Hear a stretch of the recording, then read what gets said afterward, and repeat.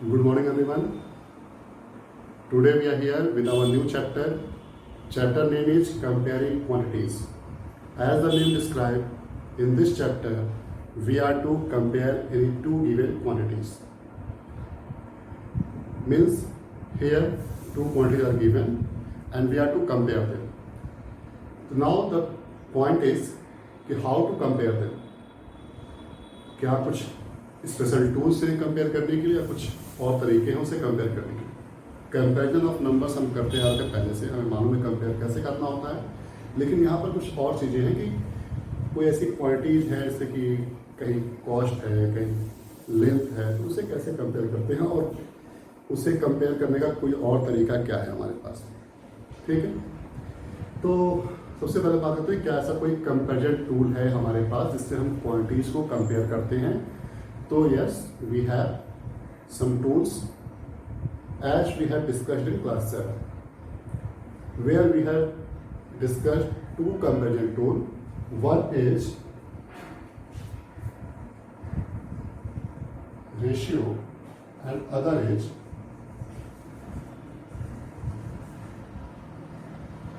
percentage. In class 7 we have discussed two comparison tool. One is ratio and one is percentage. So first of all, let us talk about ratio. What we discussed about ratio in previous class. In previous class, as you remember, we have discussed about ratio that whenever we compare any two quantities which are of same kind and of same unit using division, that is called as the ratio.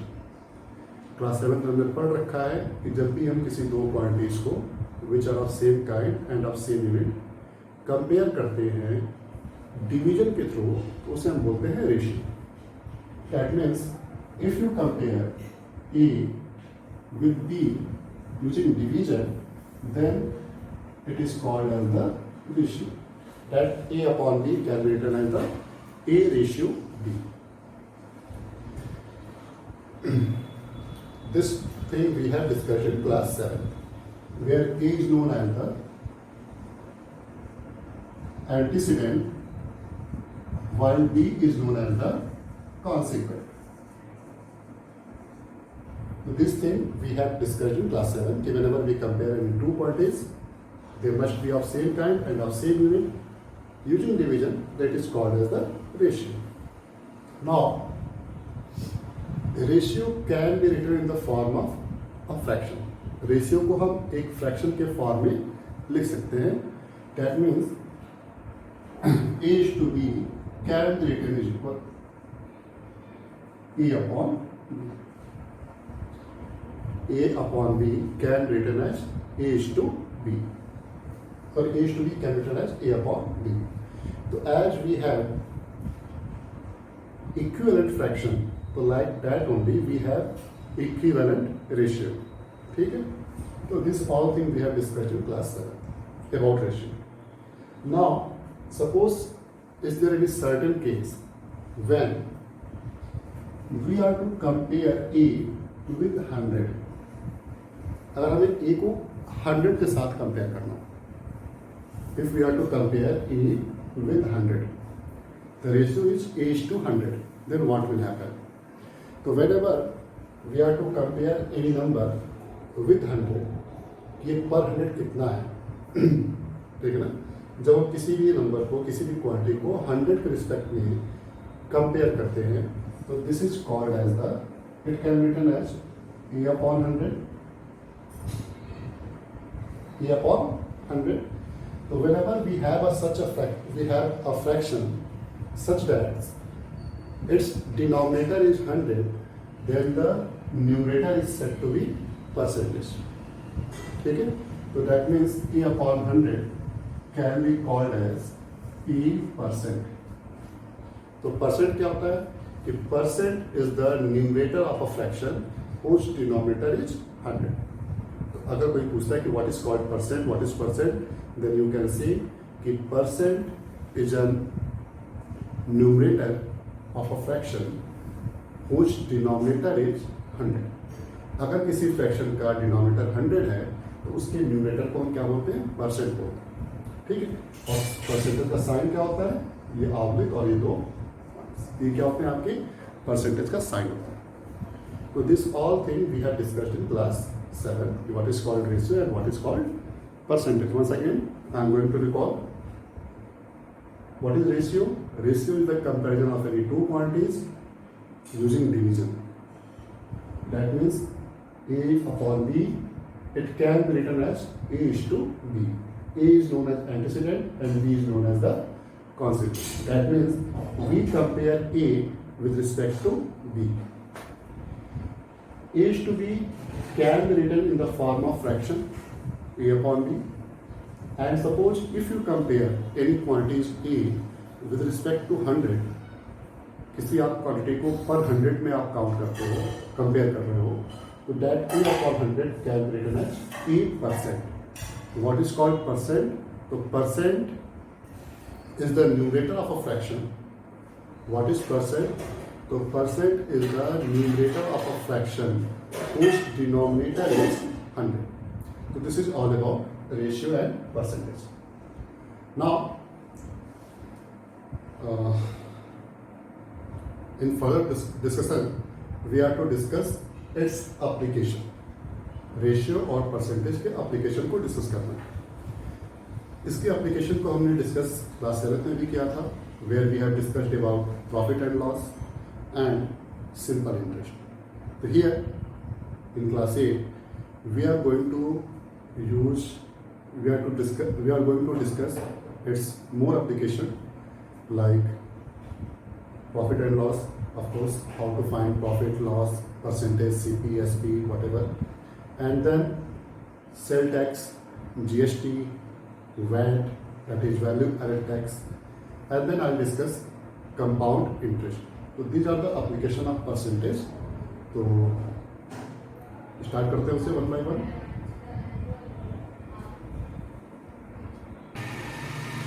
So before starting profit and loss, we must be aware of some terms related to this topic, profit and loss. The first our topic is profit and loss.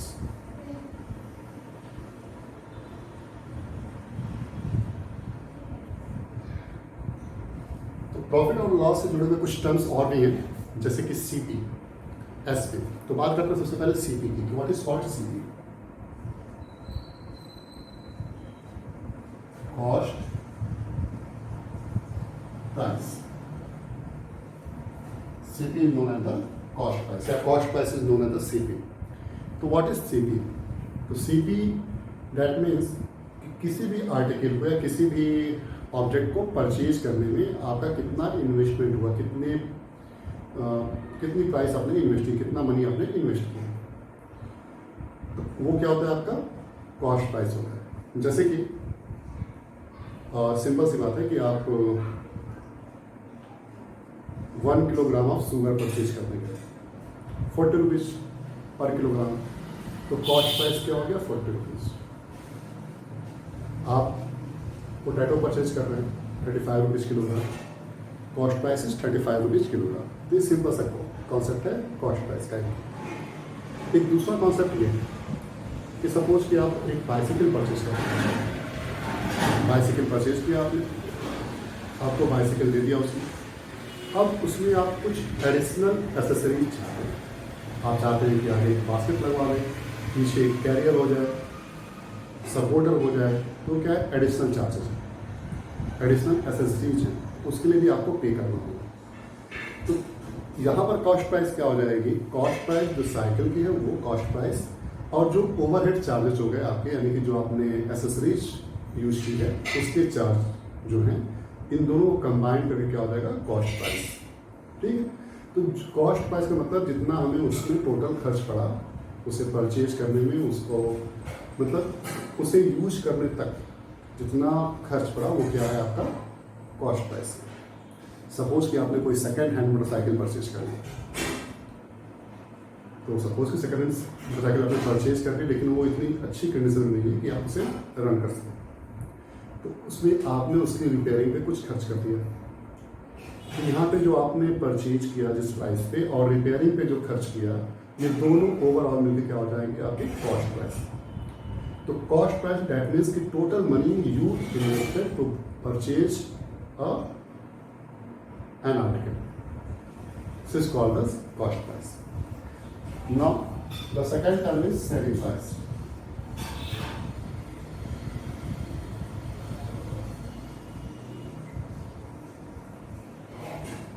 Selling price, that means कि the price at which any article is sold.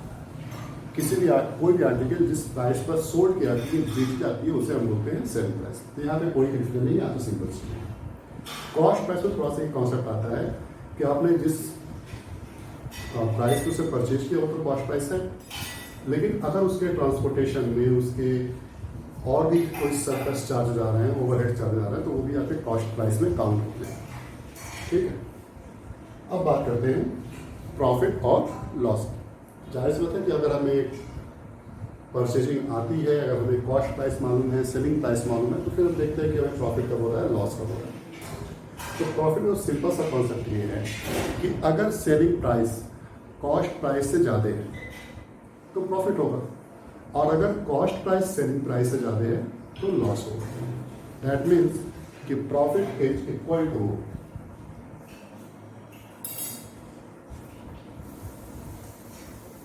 SP minus CP, where SP is greater than CP. If in any transaction selling price is greater than cost price, that is called as the profit. Then we earn a profit. And if in any transaction cost price is greater than selling price, अगर किसी transaction में cost price selling price से ज़्यादा तो that means there is a loss. Now in class 7 we have discussed about profit percent and loss percent. तो एक problem ये भी है कि भाई ठीक है, किसी ट्रांजेक्शन में प्रॉफिट हो गया तो कितना परसेंट प्रॉफिट हुआ, या लॉस होता है तो कितना परसेंट लॉस हुआ। तो जब हमें प्रॉफिट या लॉस को परसेंट में कैलकुलेट करना होता है, तो जाहिर सी बात है कि हम प्रॉफिट किस बेसिस पे देखते हैं, प्रॉफिट हम किस बेसिस पे देखते हैं, हम देखते हैं कॉस्ट प्राइस के बेसिस पे। तो जब हमें प्रॉफिट परसेंट की बात करनी है, हमें यहाँ पे कंपेयर करना है, हमें यहाँ पे कंपेयर करना है, परसेंट यानी कि कंपेयर कर रहे हैं कितना परसेंट हमें फायदा होगा, कंपेयर करना है। तो यहाँ पर क्या होगा कि जब भी हमें कंपेयर करना है तो हम दो क्वांटिटीज को कंपेयर करते हैं। यहाँ पे दो क्वांटिटीज क्या होंगी, एक तो प्रॉफिट होगा, और प्रॉफिट किससे कंपेयर करेंगे, कॉस्ट प्राइस से। तो जब भी हम प्रॉफिट कंपेयर करेंगे या लॉस कंपेयर करेंगे तो किससे करेंगे, कॉस्ट प्राइस से करेंगे। तो फॉर्मूला क्या बनता है हमारा कि हमने कितना प्रॉफिट गेन किया, किसके बेसिस पे, कॉस्ट प्राइस के बेसिस पे, इनटू 100। ये क्या होता है, प्रॉफिट परसेंट होता है। ठीक, ऐसे लॉस परसेंट क्या होता है, तो लॉस किस पे होगा भाई, सीपी पे होगा, इनटू 100। ठीक है, तो this is the way to compare to find profit and loss percent. तो यहाँ पे हम दो तरह के क्वेश्चन की बात कर रहे हैं। There are two types of question which can be form. पहला तो सिंपल क्वेश्चन है कि किसी ट्रांजैक्शन में कितना प्रॉफिट हुआ या किसी ट्रांजैक्शन में कितना लॉस हुआ। सपोज कि कोई आर्टिकल आपने 10,000 में परचेज की, उसे 11,000 में सेल कर दिया, तो प्रॉफिट कितना, सिंपल सा क्वेश्चन है, 1,000। आपने उसे 9,000 में सेल कर दिया, कितना लॉस हुआ, 1,000। ये सिंपल क्वेश्चन। कितना परसेंट प्रॉफिट हुआ, तो that 1,000 upon 10,000 into 100, that means 1,000 upon 10,000 into 100, that means कि 10% का आपको प्रॉफिट हुआ। कितना लॉस हुआ, 10% का लॉस हुआ। ये सिंपल क्वेश्चन फॉर्म होते हैं जो हम क्लास 7 में पढ़ चुके हैं। अब इसमें एक और क्वेश्चन फॉर्म होता है कि कोई आर्टिकल आपने परचेज की और उसे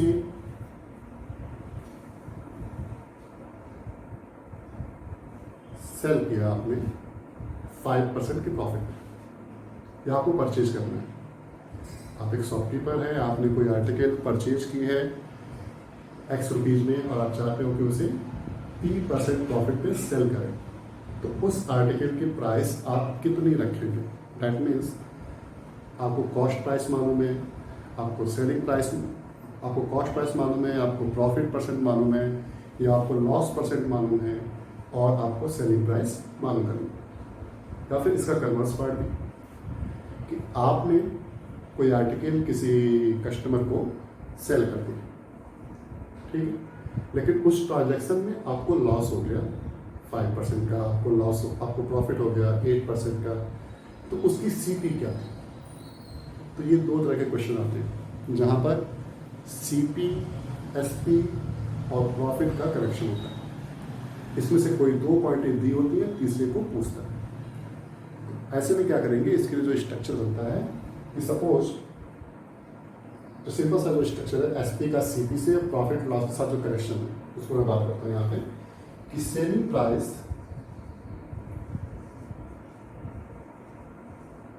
is equal 100 plus profit percent of cost price. ऐसे आप ऐसे कर सकते हो कि S P is equal to 100 plus profit percent of C. एक रिलेशन बनता है कि कोई भी सेलिंग प्राइस है तो सीपी है, कोई ना कोई, अगर हम कोई आर्टिकल परचेस करते हैं उसका कोई कॉस्ट प्राइस होगा, उसे सेल कर रहे हैं तो सेलिंग प्राइस होगा। जाहिर सी बात है कि ट्रांजैक्शन में हमें प्रॉफिट चाहिए या फिर कभी कभी लॉस भी हो सकता है। तो जो स्ट्रक्चर फॉर्म होता है वो क्या है कि selling price is equal to 100 plus profit percent of CP. अगर आपको सीपी मालूम है, आप चाहते हैं कि 5%, 10% जो भी आप चाहते हैं प्रॉफिट गेन करना, तो क्या सेलिंग प्राइस रखें ये आप कैलकुलेट कर सकते हैं। या किसी ट्रांजैक्शन में आपने जब आर्टिकल को सेल किया है किसी सर्टेन प्राइस पे, तो और आपको लॉस हो रहा है 2% का, 3% का, तो उसे भी आप कैलकुलेट कर सकते हो कि उसकी सीपी क्या रही होगी, ठीक है। या फिर कितना परसेंट आपको लॉस हुआ, कितना परसेंट आपको प्रॉफिट हुआ, उसे भी आप कैलकुलेट कर सकते हैं। ये सिंपल सा एक स्ट्रक्चर है। अगर सीपी, प्रॉफिट और सेलिंग प्राइस में से कोई दो क्वांटिटी नोन हो तो तीसरे को मालूम करना। इससे क्वेश्चन देखेंगे तो ज़्यादा क्लियर होगा। अब ये तो प्रॉफिट की बात हो गई। इसी के बेसिस पे अगर लॉस के लिए फार्मूला लिखें तो क्या लिखेंगे?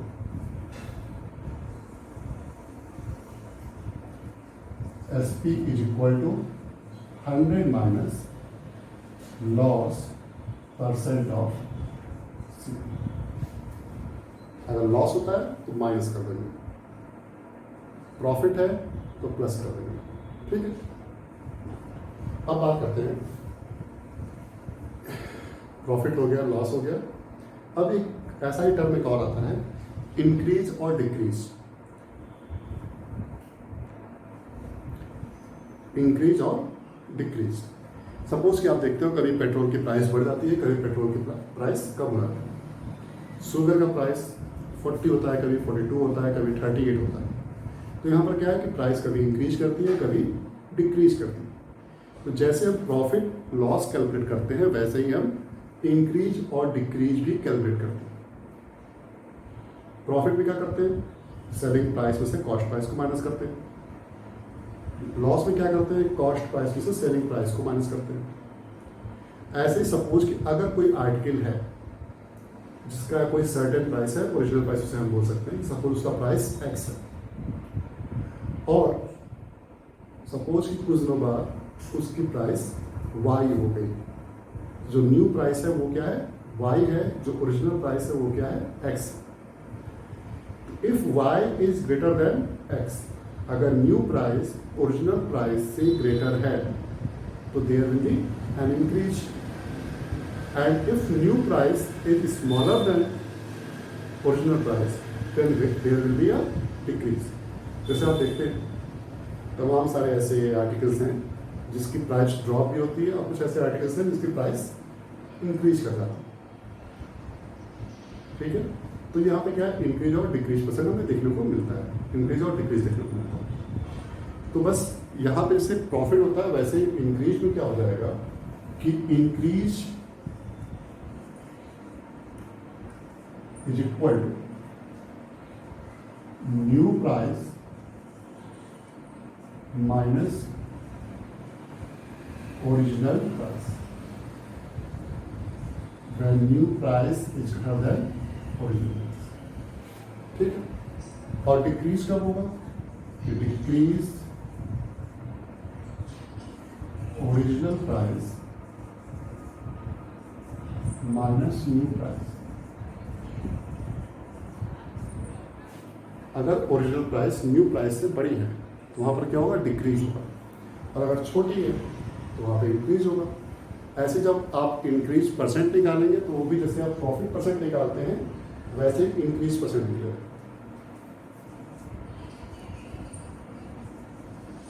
Increase percent is equal to increase upon original value into 100%।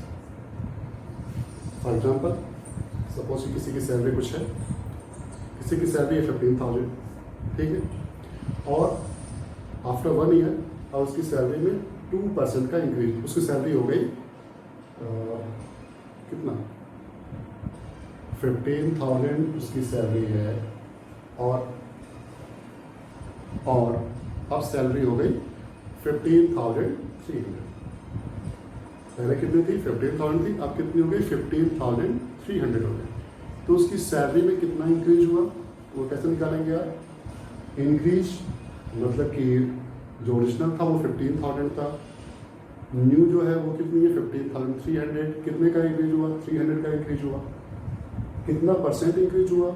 तो 3,000 upon 15,000 into 100, that is 300 upon 15,000 into 100, that is 2% का इंक्रीज करेगा। तो ये क्या है? आपका तरीका है इंक्रीज परसेंट या डिक्रीज परसेंट निकालना। ऐसे डिक्रीज निकाल लिखेंगे आप।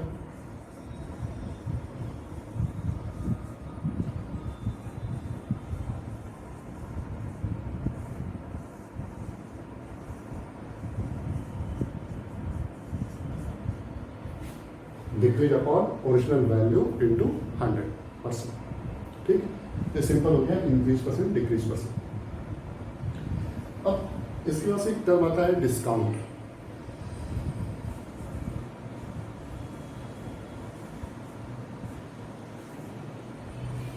डिस्काउंट कह सकते हैं, रिबेट कर सकते हैं। मतलब कि डिस्काउंट मतलब कि जब भी हम कोई आर्टिकल परचेज करते हैं तो उसमें एक सर्टेन अमाउंट हमें छूट मिलती है, उसे पे नहीं करना होता है। अक्सर ऐसा होता है कि सेल वगैरह में हमें डिस्काउंट मिलता है। तो डिस्काउंट को अगर हम देखें, ये बात करते हैं डिस्काउंट की। तो डिस्काउंट दैट मीन्स जनरली हम इस टर्म से परिचित होते हैं। जब भी जाते हैं कहीं मार्केट में तो हमें डिस्काउंट सुनने को मिलता है कि इस पर 20% का डिस्काउंट है, इस पर 50% का डिस्काउंट है, 10% का डिस्काउंट है, 5% का डिस्काउंट है। तो डिस्काउंट होता क्या है? तो डिस्काउंट वो अमाउंट होता है जो हम नॉर्मल सेलिंग प्राइस से कम पे करते हैं। सपोज कि कोई आर्टिकल का प्राइस जो MRP लिखा हुआ है वो लिखा हुआ है 1500 और हमें एक्चुअल में उसे पे करना पड़ा 1200। 1500 प्राइस लिखी हुई है, प्रिंटेड है, और हमें पे करना होता है 1200। तो जो ये 300 का जो डिफरेंस आ रहा है, this difference is known as the discount. तो अब ये 300 कितना परसेंट डिस्काउंट है उसे भी कैलकुलेट कर सकते हैं आप। जब भी हम बात डिस्काउंट की करते हैं सबसे पहले बात क्या आती है कि क्या वैल्यू किसी आर्टिकल पे मार्क की गई है, क्या वैल्यू किसी आर्टिकल पे प्रिंट की गई। जो ये प्रिंट प्राइस होती है, जो प्रिंट प्राइस होती है उसे हम बोलते हैं mark price, MP, mark price. कि किसी भी आर्टिकल की कुछ ना कुछ मार्क प्राइस होती है, तो वो हो गई उसकी मार्क प्राइस यानी कि MP। और जो उससे हमें कम पे करना होता है that is called as the discount. यानी कि जो हम एक्चुअल पेमेंट करते हैं अमाउंट, वो क्या है? जो एक्चुअल अमाउंट हम पे करते हैं उसका मार्क प्राइस से जो डिफरेंस होता है उसे हम बोलते हैं डिस्काउंट। फॉर एग्जांपल 1500 प्रिंट था उस पर तो मार्क प्राइस कितनी हो गई 1500, हमें कितना पे करना पड़ा 1200, तो 1200 हमारा हो गया amount which we have to पे।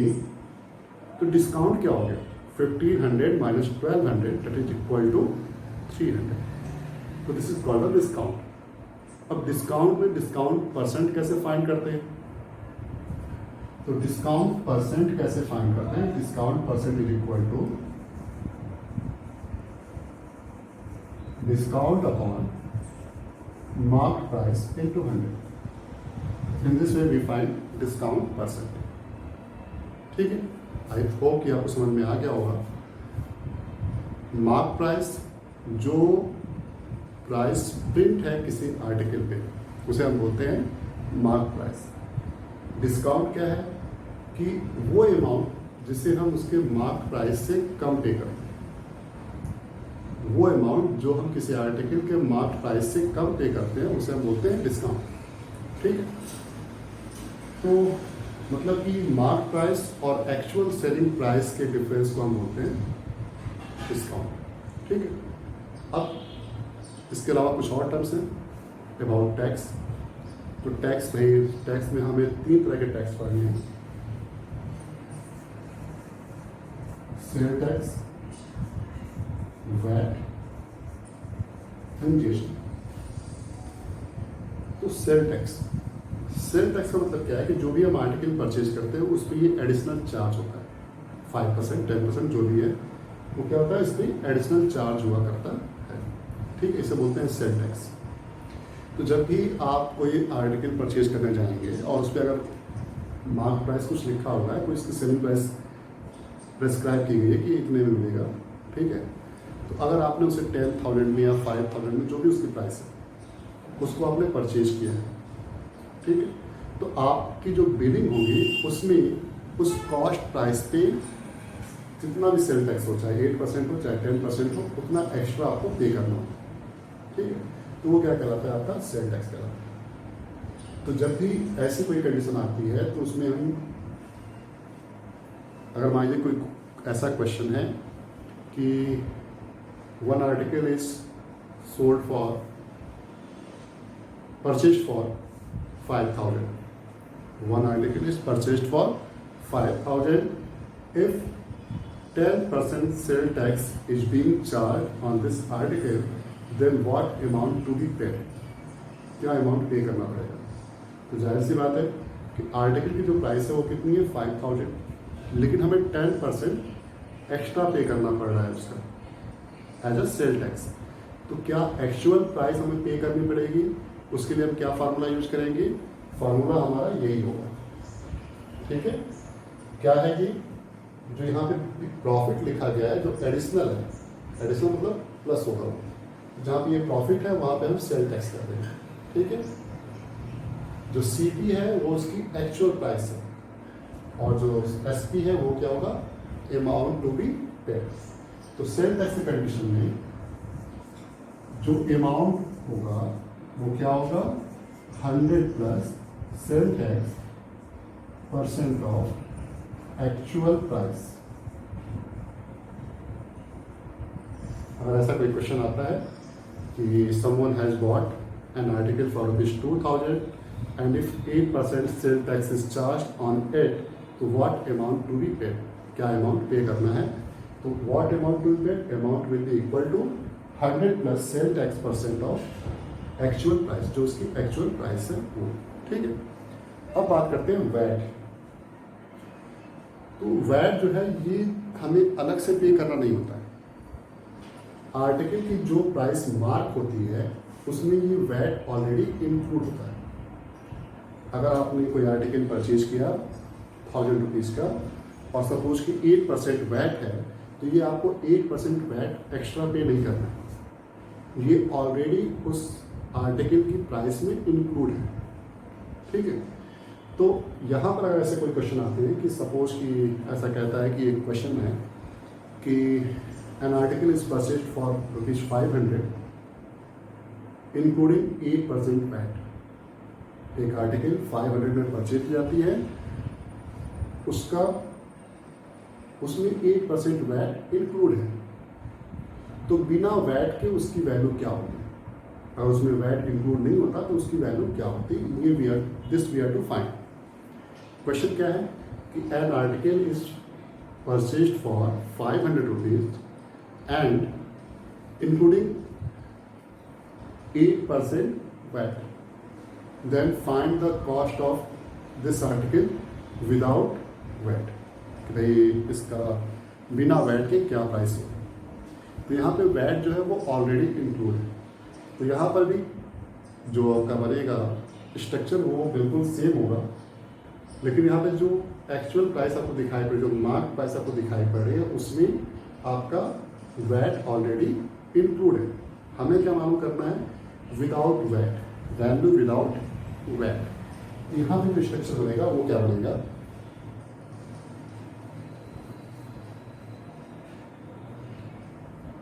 amount is equal to 100 plus VAT % of actual price। बस फर्क क्या है कि सेल टैक्स में आपको एक्चुअल प्राइस मालूम होती है, तो कितना अमाउंट पे करना है उसे आप कैलकुलेट करते हो। यहाँ पर आपको अमाउंट ऑलरेडी मालूम होता है कि क्या आपको पे करना, तो हमें क्या मालूम होता है, क्या करना होता है कि उसकी एक्चुअल प्राइस कितनी थी। ठीक है, तो सेल टैक्स का थोड़ा सा ये अपोजिट है, कन्वर्स है। यहाँ पे एक्चुअल प्राइस मालूम थी, बिलिंग में हमें 10% अधिक पे करना पड़ रहा है, तो क्या अमाउंट पे करेंगे। यहाँ पर हमें बिल में कोई डिफरेंस नहीं आ रहा है, बिल हमें जितना दिया गया उतना ही पे करना है, लेकिन उस आर्टिकल की एक्चुअल प्राइस क्या थी वो हमें मालूम करना है। तो यहाँ पर भी वैट के लिए आप इसी स्ट्रक्चर को यूज करेंगे, इसी फार्मूले को यूज करेंगे। जीएसटी के लिए भी कुछ ऐसा ही है, जीएसटी के लिए भी कुछ ऐसा ही है कि उसमें भी क्या है कि इंक्लूड होती है आर्टिकल की प्राइस में। यहाँ पर भी क्या हो जाएगा कि amount is equal to 100 plus GST % of actual price. ठीक है, तो this is the formula for profit and loss, increase and decrease %, discount, and for taxes which we have to discuss, sale tax, VAT and GST. So once again I am going to summarize it. Listen carefully. Chapter name is comparing quantities. That means we are to compare any two given quantities. What are the comparison tools we have? We have ratio and percentage. What is called ratio? Ratio is the comparison of any two quantities using division. Percentage, if we compare any quantities with respect to 100, then it is called as the percentage. Simple सी बात है कि अगर आप किसी एक quantity को 100 के रिस्पेक्ट में कंपेयर करते हो तो उसे आप क्या बोलेंगे, परसेंटेज बोलेंगे। अब बात क्या है, प्रॉफिट एंड लॉस। प्रॉफिट क्या होता है, लॉस क्या होता है, तो जाहिर सी बात है कि in any transaction if the selling price is greater then cost price, अगर आपने किसी आर्टिकल को ज़्यादा में बेचा है जबकि उसकी कॉस्ट प्राइस कम थी, तो वहाँ पर क्या है, आपको प्रॉफिट होता है। ठीक है, लॉस क्या होता है कि whenever cost price is greater than selling price then there will be a loss. Profit percent and loss percent, तो whenever we are going to calculate profit and loss percent, we calculate it on the basis of cost price. भाई जो भी हमें फायदा हुआ है, नुकसान हुआ है, वो किस पे हुआ है, कॉस्ट प्राइस पे हुआ है। तो profit upon CP into 100 it is called profit percent, loss upon CP into 100 called as the loss percent. अगर आपको कैलकुलेट करना है तो आप ये फार्मूला यूज करेंगे। नेक्स्ट थिंग क्या है कि क्वेश्चंस, किस तरह क्वेश्चंस पूछे जाते हैं, आप पूछे गए। तो क्वेश्चंस क्या है कि भाई ठीक है, सेलिंग प्राइस किसी की कॉस्ट प्राइस दी होती है, कहता है कि अगर इसे 5% के प्रॉफिट पे सेल करना है या 5% के लॉस पे सेल करना है तो उसकी सेलिंग प्राइस क्या होगी। या किसी आर्टिकल को हमने सेल कर दिया किसी प्राइस पे, तो उस जिस प्राइस पे हमने सेल किया है उस पर हमें 2% का, 3% का, 4% का लॉस हो रहा है, तो कॉस्ट प्राइस क्या था। तो ऐसे क्वेश्चन को सॉल्व करने के लिए हम स्ट्रक्चर यूज करेंगे, SP is equal to 100 plus P % of CP। या 100 minus loss percent of C P. तो these structure we will use as per the question. Similarly जैसे प्रॉफिट होता है वैसे ही हम किसी वैल्यू की प्राइस में इंक्रीज देखते हैं, डिक्रीज देखते हैं। जैसे कि आप किसी भी आर्टिकल की प्राइस में, चाहे वो गोल्ड हो या फिर कोई चीज़ है, उसके प्राइस में आप इंक्रीज ऑब्जर्व करते हो। तो इंक्रीज कितना हुआ कैसे मालूम करेंगे? तो भाई आज की वैल्यू क्या है और कल की वैल्यू क्या है। तो अगर हम आज की वैल्यू को ओरिजिनल मान लें, ओरिजिनल वैल्यू, और कल की वैल्यू को हम मानते हैं न्यू प्राइस, तो न्यू प्राइस और ओरिजिनल प्राइस का जो डिफरेंस होता है वो क्या रहता है? इंक्रीज या डिक्रीज। तो अगर न्यू प्राइस ग्रेटर है ओरिजिनल प्राइस से तो इंक्रीज होगा, और अगर न्यू प्राइस स्मॉलर है ओरिजिनल प्राइस से तो वहाँ पर क्या होगा? डिक्रीज होगा। अब इंक्रीज और डिक्रीज परसेंट कैसे कैलकुलेट करते हैं? तो जैसे प्रॉफिट परसेंट और लॉस परसेंट था वैसे ही हम इंक्रीज परसेंट और डिक्रीज परसेंट को कैलकुलेट करते हैं। Increase percent that means increase किस बेसिस पे?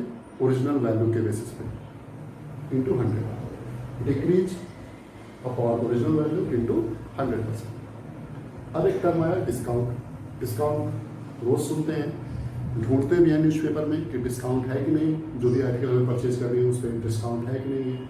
इवन हम दुकानों पर जाते हैं, शॉप जाते हैं, तो वहाँ पे हम कहते हैं कि क्या इस पर मतलब कुछ डिस्काउंट है कि नहीं।